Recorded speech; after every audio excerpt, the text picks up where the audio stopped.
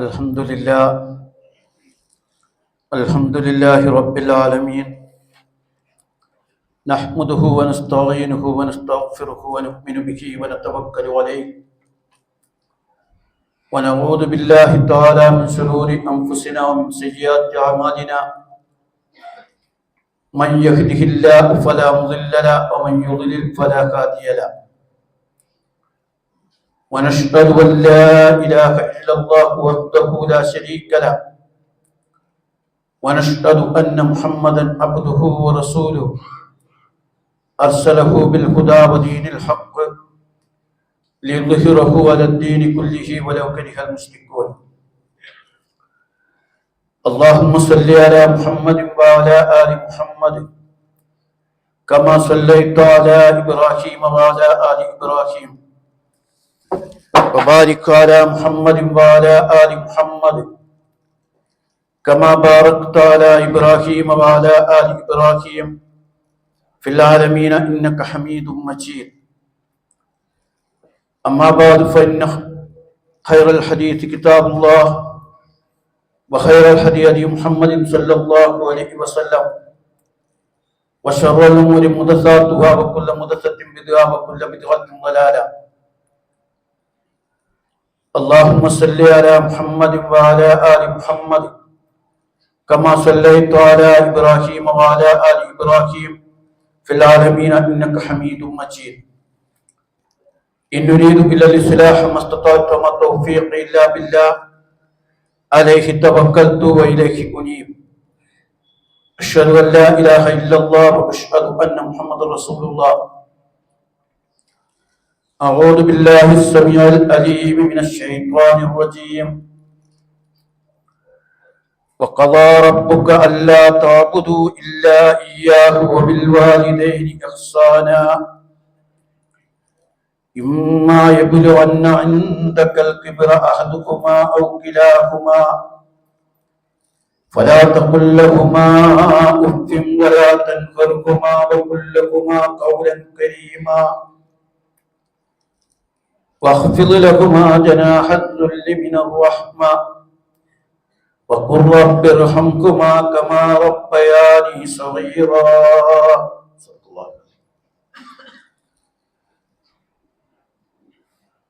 ആദരണീയരായ സഹോദരന്മാരെ സഹോദരികളെ, അല്ലാഹു സുബ്ഹാനഹു വ തആല നമ്മെ എല്ലാവരെയും അനുഗ്രഹിക്കുമാറാകട്ടെ. അല്ലാഹുവിന്റെ പരിശുദ്ധ ദീനനുസരിച്ച് ജീവിക്കുവാൻ നാം ഓരോരുത്തരെയും വസിയത്ത് ചെയ്തുകൊള്ളുകയാണ്.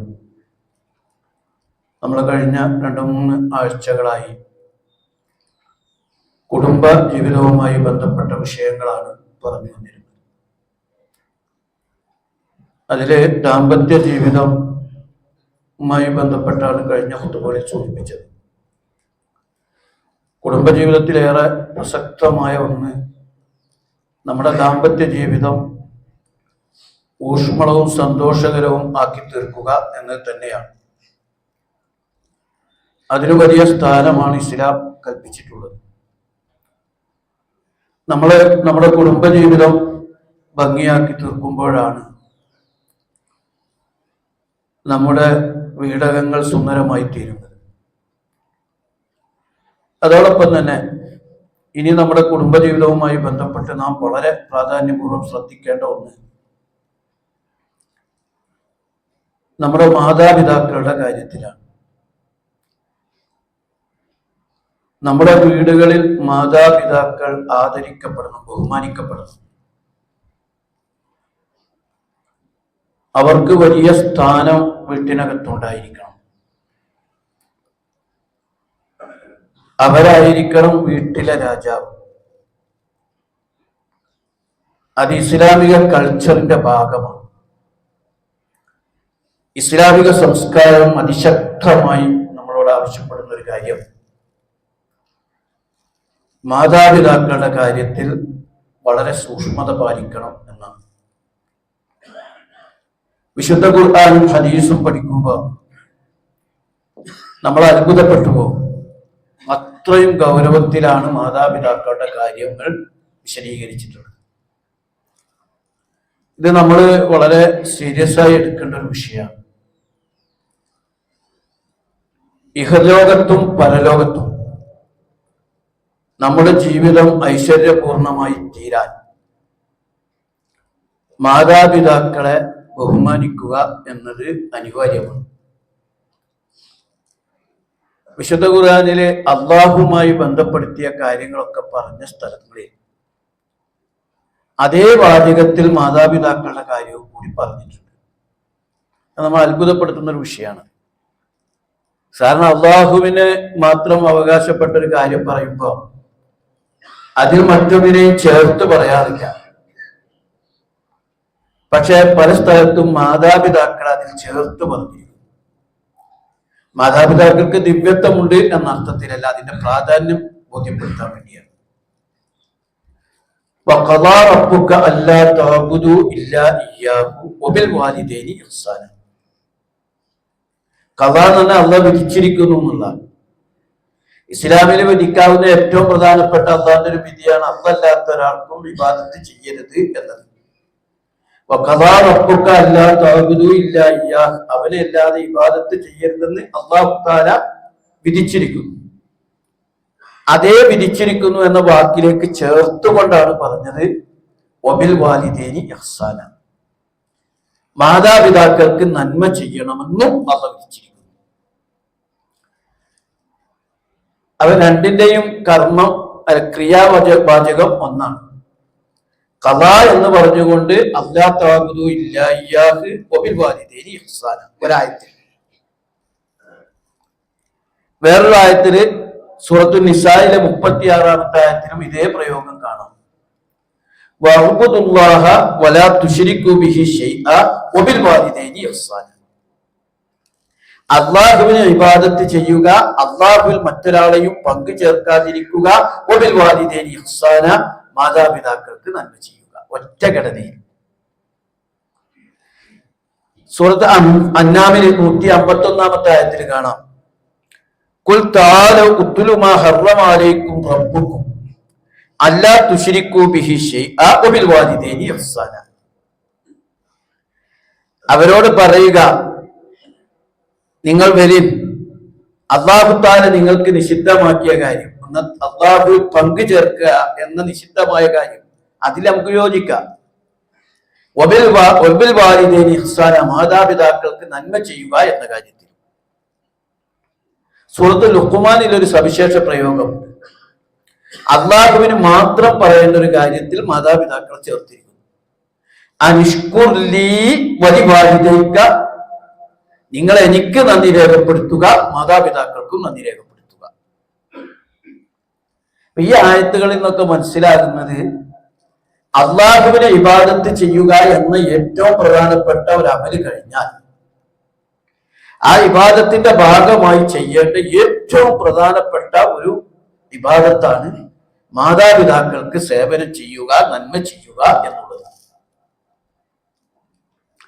ഇത് മുസ്ലിം കൾച്ചറായിട്ട് മാറണം. നബി സല്ലല്ലാഹു അലൈഹി വസല്ലം തിരുമേനിയോട് ചോദിച്ചല്ലോ, മൻ അഹഖു ബി ഹുസ്നി സ്വഹാബത്തി, എനിക്ക് ദുനിയാവിൽ ഏറെ സേവനം ചെയ്യേണ്ടത് ആരോടാണ്? ഖാല ഉമ്മുക സുമ്മമൻ, ഖാല ഉമ്മുക സുമ്മമൻ, ഖാല ഉമ്മുക, ഖാല സുമ്മമൻ, ഖാല അബൂക. നിന്റെ ഉമ്മയോട്, ഉമ്മയോട്, ഉമ്മയോട്, നിന്റെ ഉപ്പയോട്. ദുനിയാവിലെ ഉമ്മാനോട് ഉപ്പാനോടാണ് നമുക്ക് ഏറ്റവും കൂടുതൽ സേവനം ചെയ്യാനുള്ളത്. അവരോടാണ് ഏറ്റവും കൂടുതൽ കടപ്പാടുകൾ നിർവഹിക്കാനുള്ളത്. അതുകൊണ്ട് നബി സല്ലല്ലാഹു അലൈഹി വസല്ലം തിരുമേനി ഹിജ്റക്ക് പോകുന്ന സമയത്ത്, ഹിജ്റ എന്ന് പറഞ്ഞാൽ ഇസ്ലാമിന് വേണ്ടിയിട്ട് പോകുക വേണം. ഒരു സ്വഹാബി വന്നിട്ട് റസൂലുള്ളാഹിനോട് പറഞ്ഞു, ഞാൻ ഹിജ്റക്ക് പോകുകയാണ്, എല്ലാവരും പോകുകയാണ്, പക്ഷെ ഞാൻ പോകുന്നത് ഓർത്തിട്ട് എന്റെ മാതാപിതാക്കൾ കരഞ്ഞുകൊണ്ടിരിക്കുകയാണ്. മാതാപിതാക്കൾ വിശ്വാസികളല്ല. റസൂലുള്ളാഹി സ്വല്ലല്ലാഹു അലൈഹി വസല്ലം തങ്ങൾ അവരോട് പറഞ്ഞു, നീ മാതാപിതാക്കളെ കരച്ചിൽ നിർത്തി അവരെ സന്തോഷിപ്പിച്ചതിന് ശേഷം പോയാൽ മതി. ഇസ്ലാമിലെ യുദ്ധങ്ങളെ നമുക്കറിയാലോ, വളരെ കുറച്ച് മാൻ പവറാണ് മുസ്ലിം പക്ഷത്തുണ്ടാവാറ്. 300 ചില്ലാനം ആളുകൾ ബദറിൽ പോകുമ്പോൾ അപ്പുറത്ത് 1000-ഓളം. 750 മുസ്ലിമീങ്ങൾ ഉഹദിൽ പങ്കെടുത്തപ്പോൾ മറുഭാഗത്ത് 3000, 4 ഇരട്ടിയാണൊക്കെ. അതേപോലെ തന്നെ ചില യർമുക്ക് പോലുള്ള യുദ്ധങ്ങളിലൊക്കെ മുസ്ലിമീങ്ങൾ 3000, മറുഭാഗത്ത് 2 ലക്ഷം. ഇപ്പൊ മുസ്ലിങ്ങളുടെ ഒരു മാൻ പവർ കുറവുള്ള ഒരു കാലമാണ്. ആ സമയത്താണ് അരോഗ ദൃഢഗാത്രനായ ഒരു സ്വഹാബി ചെറുപ്പക്കാരൻ ഇസ്ലാമിക യുദ്ധത്തിന് ജിഹാദിന് വേണ്ടി ഒരുങ്ങി വരികയാണ്. ഒരാളെ കിട്ടിയ അത്രയും വിലയാണ്. പക്ഷെ നബി സല്ലല്ലാഹു അലൈഹി വസല്ലം തിരുമേനി അദ്ദേഹത്തോട് ചോദിച്ചു, നിന്റെ വീട്ടിൽ വൃദ്ധരായ മാതാപിതാക്കളുണ്ടോ? അപ്പൊ നിനക്ക് മാതാപിതാക്കളുണ്ടോ? സേവനം ചെയ്യേണ്ട മാതാപിതാക്കളുണ്ടോ? ഉണ്ട്. എങ്കിലും വരണ്ട. അവർക്ക് സേവനം ചെയ്യലാണ് നിനക്കുള്ള ജിഹാദ്. നിനക്കുള്ള ജിഹാദ് അതാണ്. അപ്പൊ ഇവിടെ നമ്മൾ മനസ്സിലാക്കണം, ഇസ്ലാം നമ്മളെ ഏൽപ്പിച്ച വളരെ ഗൗരവമുള്ള കാര്യമാണ്. മാതാപിതാക്കൾ മുസ്ലിം വീടുകളിൽ ആദരിക്കപ്പെടണം, ബഹുമാനിക്കപ്പെടണം. അവരാണ് അവിടുത്തെ രാജാക്കന്മാർ. അവരൊരു തലമുറ മുന്നേ ജീവിച്ചവരാണ്. പ്രത്യേകിച്ച് വൃദ്ധരായ മാതാപിതാക്കൾ, വാർദ്ധക്യത്തിന്റെ ബലഹീനതകളും പ്രയാസങ്ങളും അനുഭവിക്കുന്നവർ, ഒറ്റപ്പെടലുകൾ അനുഭവിക്കുന്നവർ, വരുമാനമില്ലാതായവർ, രോഗങ്ങൾ കീഴടക്കപ്പെട്ട ആളുകൾ, കഴിഞ്ഞ തലമുറയിൽ ജീവിച്ചത് കൊണ്ട് പുതിയ തലമുറയുടെ പുതിയ സംവിധാനങ്ങളെ കുറിച്ച് അറിവില്ലാത്തവർ, ഇന്റീരിയർ ഡെക്കറേഷനുള്ള വീട്ടിൽ പണ്ട് ജീവിക്കാത്തവർ. ഇപ്പൊ മോന്റെ വീട് വലിയ ഇന്റീരിയർ ഡെക്കറേഷനൊക്കെ ഉള്ള വലിയ വീടായിരിക്കും. മക്കളുടെ അത്ര വിദ്യാഭ്യാസം ഇല്ലാത്തവർ, ഇവരൊക്കെ ആയിരിക്കും ഈ വൃദ്ധരായ മാതാപിതാക്കൾ. പക്ഷെ ആ വൃദ്ധരായ മാതാപിതാക്കളെ അങ്ങേയറ്റം ബഹുമാനിക്കണമെന്ന് എടുത്തമ്മ പറഞ്ഞിരിക്കുന്നു. ഇമ്മ യബ്ലുവന്ന ഇൻദക്കൽ കിബ്റ അഹദുഹുമാ ഔ ഇലാഹുമാ വലാ തഖുൽ ലഹുമാ ഉഫ്ഫിൻ വലാ തൻഹറുഹുമാ വഖുൽ ലഹുമാ ഖൗലൻ കരീമാ. ആ മാതാപിതാക്കളിൽ ഒരാളോ രണ്ടാളോ നിന്റെ അധീനതയിൽ വാർദ്ധക്യം പ്രാപിച്ചാൽ അവരോട് ഉഫ്ഫിന്ന് പോലും പറയും, ചേന്ന് പോലും പറയരുത്. മുഫസ്സിറുകളെയും ഉഫ്ഫിനെ കുറിച്ച് വലിയ ചർച്ച നടത്തുന്നുണ്ട് തഫ്സീറുകളിൽ. അതിലവര് പറയുന്ന അറബി ഭാഷയിലെ ഏറ്റവും ലഘുവായ ഒരു പദപ്രയോഗമാണ്, വളരെ നിസ്സാരമായ ഒരു പദപ്രയോഗമാണ് ഉഫ്ഫിൻ. അതിലും താഴെയുള്ള പദം ഉണ്ടെങ്കിൽ അള്ളാഹ് അത് പ്രയോഗിച്ചേനെന്നാ പറയുന്നത്. അതുപോലും മനസ്സിൽ, പുറമെ പറയണ്ടല്ലോ, അള്ളാഹ് കേൾക്കുന്നത്, മനസ്സിൽ മാതാപിതാക്കളെ കുറിച്ചൊരു എന്ന് പോലും തോന്നിപ്പോകരുത്, അതുപോലും തോന്നരുത് എന്നാണ്.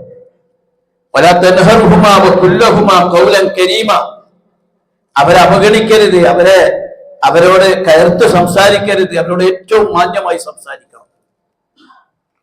മാത്രമല്ല കാരുണ്യത്തിന്റെ ചിറകുകൾ അവരുടെ മേൽ താഴ്ത്തി കൊടുക്കണം.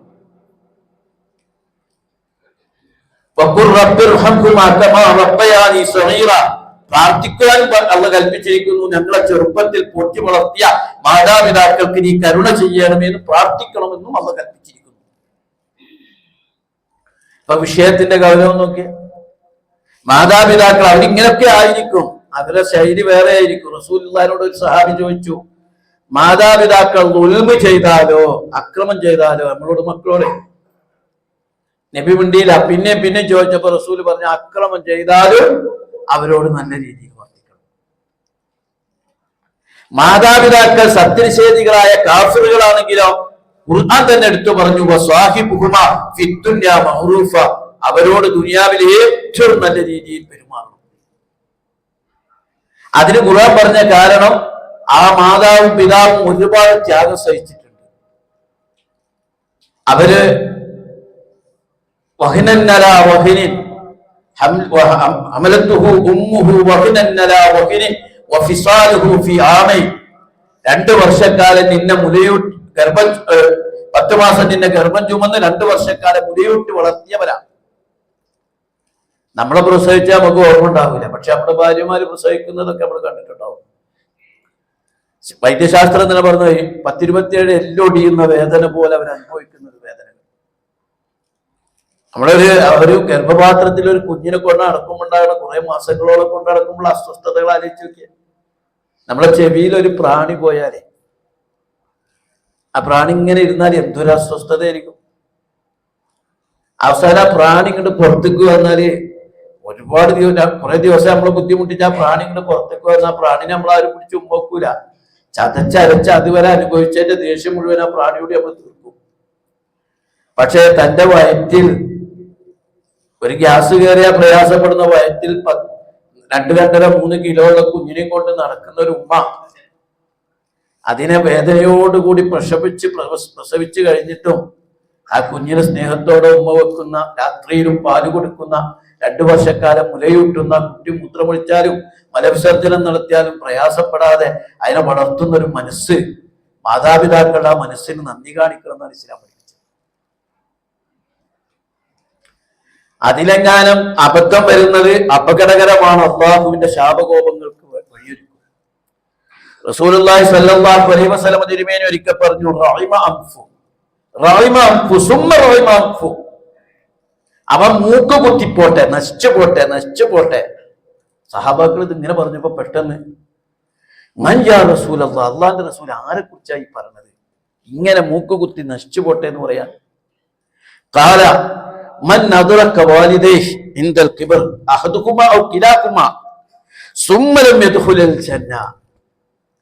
ഒരാൾ അയാളുടെ മാതാപിതാക്കളിൽ ഒരാളോ 2 അയാൾക്ക് വാർദ്ധക്യത്തിൽ ലഭിച്ചു. ഒരാൾക്ക് വൃദ്ധരായ മാതാപിതാക്കളിൽ ഒരാളെയോ 2 കിട്ടി. എന്നിട്ട് അത് വെച്ചിട്ട് സ്വർഗത്തിൽ പോകാത്തവന്റെ കാര്യം പോക്കാന്നാണ് പറഞ്ഞതിന്റെ അർത്ഥം. എന്നാൽ വൃദ്ധരായ മാതാപിതാക്കളെ കിട്ടാൻ തന്നെ ഒരു സൗഭാഗ്യം. അവര് നാറുക്കാമ ജന്നത്തുക്ക, നിന്റെ നരകമാണ്, നിന്റെ സ്വർഗമാണ് അവര്. അങ്ങനെ തന്നെ റസൂൽ പഠിപ്പിച്ചു. നാറുക്ക, ഈ മാതാപിതാക്കൾ നിന്റെ നരകമാണ്, നീ ശ്രദ്ധിച്ചിട്ടില്ലേ നരകം, ജന്നത്തുക്ക, നിന്റെ സ്വർഗവും കൂടിയാണ്. അതുകൊണ്ട് വൃദ്ധരായ മാതാപിതാക്കൾ അത് കിട്ടും. കാരണം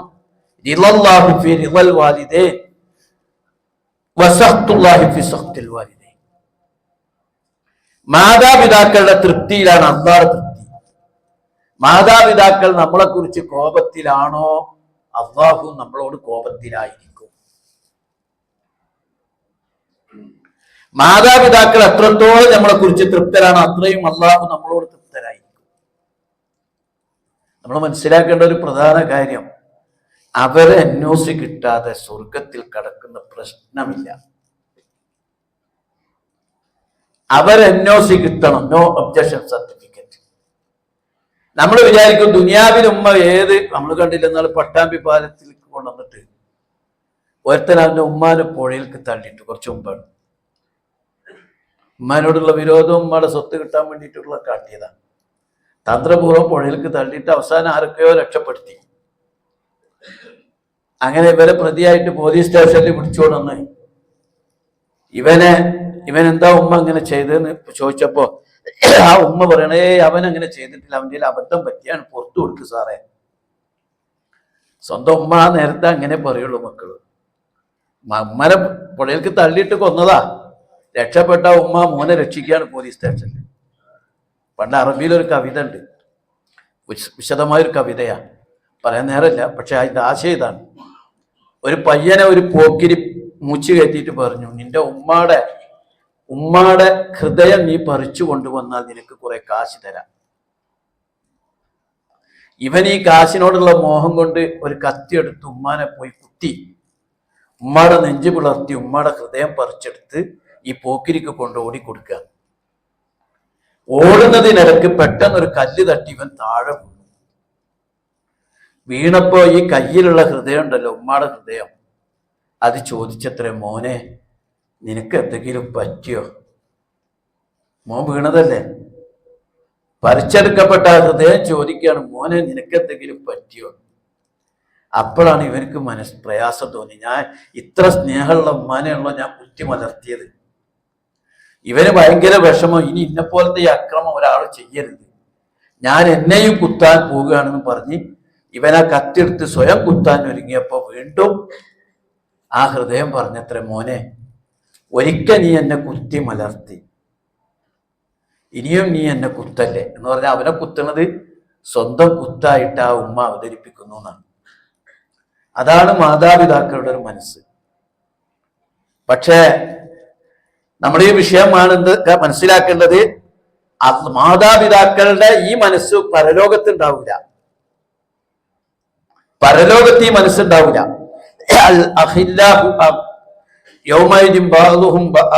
ശത്രു അന്ന് അടുത്ത ആളുകളൊക്കെ ശത്രുക്കളായിരിക്കും.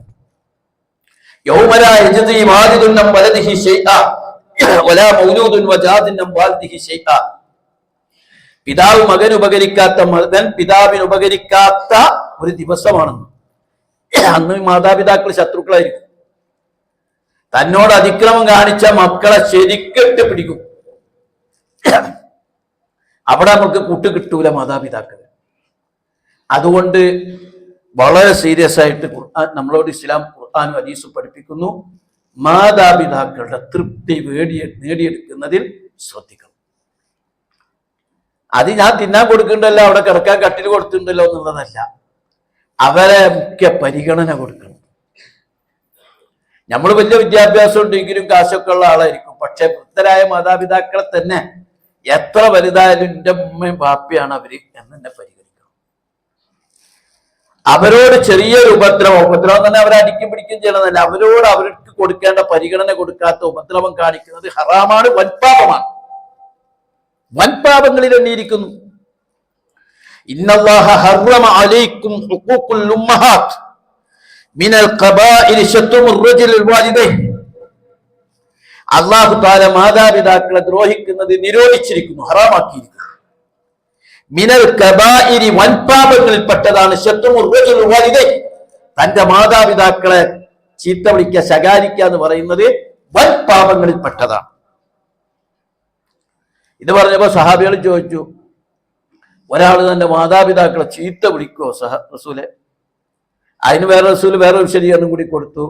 നിങ്ങൾ മറ്റുള്ളവരുടെ മാതാപിതാക്കളെ ചീത്ത വിളിക്കുമ്പോൾ അവർ തിരിച്ചു നിങ്ങളുടെ മാതാപിതാക്കളെ ചീത്ത വിളിക്കുമ്പോൾ നിങ്ങൾ സ്വന്തം മാതാപിതാക്കളെ ചീത്ത വിളി കേൾപ്പിക്കുന്നവരെ പോലെ ആയിത്തീരും എന്ന് കൂടി പറഞ്ഞു. അതുകൊണ്ട് നമ്മൾ മാതാപിതാക്കളുടെ കാര്യത്തിൽ വളരെ ശ്രദ്ധിക്കണം. മാത്രമല്ല, ഇപ്പൊ എനിക്ക് ഉമ്മ ഉണ്ട്, നിങ്ങൾക്ക് പലർക്കും ഉമ്മ ഉപ്പ ഉണ്ടാവാം. എനിക്കിപ്പോ മക്കളുണ്ട്, പേരക്കുട്ടിയുണ്ട്, എനിക്ക് നിങ്ങൾക്കും ഉണ്ടാവാം. നമ്മുടെ കുടുംബത്തിന്റെ ഒരു ഘടന അതാ. പക്ഷെ എൻ്റെ ഉമ്മയായിരിക്കണം എൻ്റെ വീട്ടിലെ പ്രധാനപ്പെട്ട വ്യക്തി. അത് ഞാൻ എൻ്റെ ഉമ്മയോട് എങ്ങനെ പെരുമാറുന്നു എന്ന് കണ്ടിട്ട് വേണം എൻ്റെ മക്കൾ എന്നോട് പെരുമാറാൻ. അതിൽ നമ്മൾ മനസ്സിലാക്കണം, നമ്മൾ എത്ര പെരുമാറണം അതിന്റെ പകുതിയെ കിട്ടുള്ളൂ എന്ന് വിചാരിക്കണം. പണ്ടൊരു മോശമായ പാത്രത്തിലാണ് വല്യമ്മക്ക് ചോറ് കൊടുത്തിരുന്നത്. വല്യമ്മ വരുമാനമൊന്നും ഇല്ലാത്ത തള്ളല്ലേ, അപ്പൊ മോശപാത്രത്തിൽ.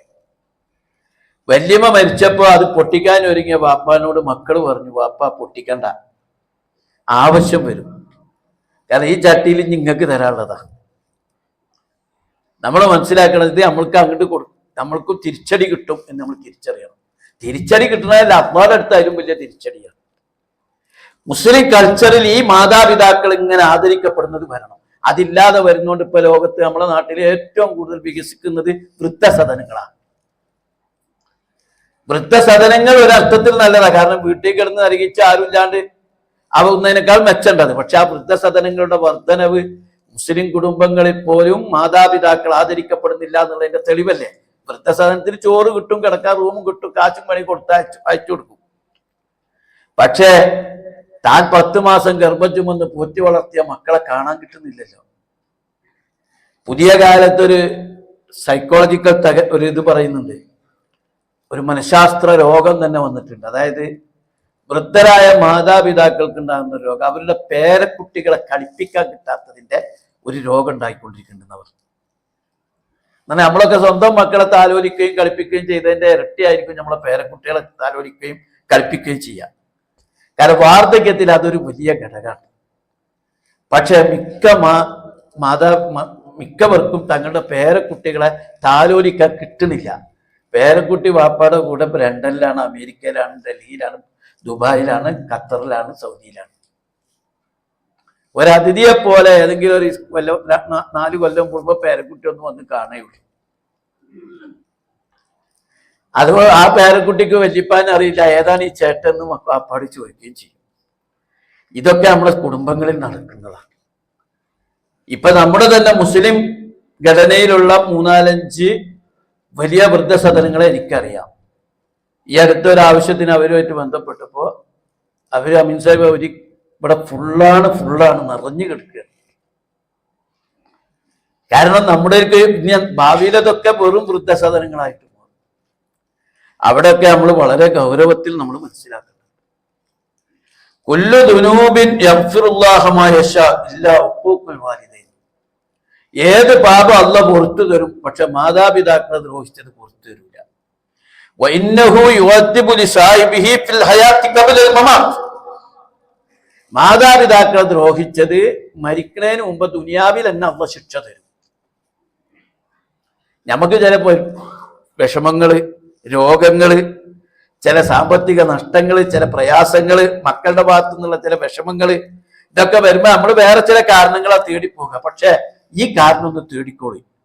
മാതാപിതാക്കളെ വേണ്ട പോലെ പരിഗണിച്ചിട്ടുണ്ടോ, വൃദ്ധരായ മാതാപിതാക്കളെ താലോലിക്കുന്നതിൽ ശ്രദ്ധിച്ചിട്ടുണ്ടോ എന്ന് നമ്മളൊന്ന് പരിശോധിക്കാം. അതുകൊണ്ടായിരിക്കും മക്കൾക്ക് രോഗം ഉണ്ടാകുന്നത്, സാമ്പത്തിക നഷ്ടം ഉണ്ടാകുന്നത്, ദുനിയാവിൽ പല ദുരിതം ഉണ്ടാകുന്നത്. അല്ലാഹു തആല പറയാ, റസൂലുള്ളാഹി സ്വല്ലല്ലാഹു അലൈഹി വസല്ലം തിരുമേനി കൃത്യമായി വഇന്നഹു യുഅദ്ദിബു ലിസാഹിബിഹി ഫിൽ ഹയാത്തി ഖബ്ലൽ മമാത്ത്. ആ മാതാപിതാക്കളെ ദ്രോഹിക്കുന്നവരുടെ ശിക്ഷ ഇഹലോകത്ത് തന്നെ മരിക്കുന്നതിന് മുമ്പ് കിട്ടുന്ന, മരിക്കുന്നതിന് മുമ്പ് തന്നെ ലഭിക്കും.